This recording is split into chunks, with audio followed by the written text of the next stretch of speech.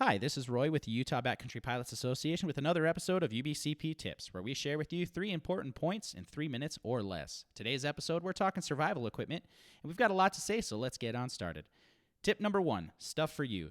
If you were to research what you should carry in your survival kit, you'd find a few hundred blogs, videos, books, and websites that give you all kinds of great ideas, from tons of paracord to Rambo knives. Taking all these ideas and trying to construct a laundry list of what you should carry will certainly overwhelm you. At the least, it overwhelmed me.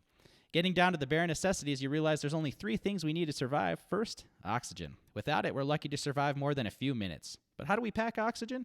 Well, if we're flying high, that might mean actual oxygen. Or if we're flying over the water, that might mean a flotation device to help keep us on top of the water so that we can breathe. Second, nutrients. And the most important one, water. Water's importance in our body cannot be understated. Water helps regulate our internal temperature and cushions, protects, and lubricates joints and many other body structures. Without water, we'll hardly last a few days. As far as other nutrients, we're able to survive many weeks without food, but non-perishable sources of energy don't take up much space in our kits. Packing for nutrients, methods to procure water, minding our environments, and water itself should be a priority. Third, minding our body temperature. Having the necessary equipment to keep your body relatively warm and dry will allow your body to continue to function for extended periods of time. Obviously, things like medications and first aid supplies to help our bodies maintain access to these bare necessities are important as well. Tip number 2, stuff for your airplane. While we'd love to carry everything, most of us are limited on space and weight.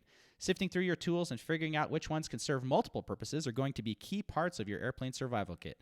Items like zip ties, duct tape, super glue, and the like can have uses outside of the mechanical realm as well. But before we start amassing a backcountry toolkit that will weigh us down, the most important part is tip number 3, learning how to use it. Regardless of what you decide to pack in your survival kit, it doesn't matter how many blogs you've read, how many stars it has on Amazon, or what your hangar neighbor says about it. It's all literally dead weight unless you know how to use it. Before assembling your survival kit, be familiar with how to use each and every item, how to maintain it, and if it has a shelf life to consider, and to think about other creative uses for those items.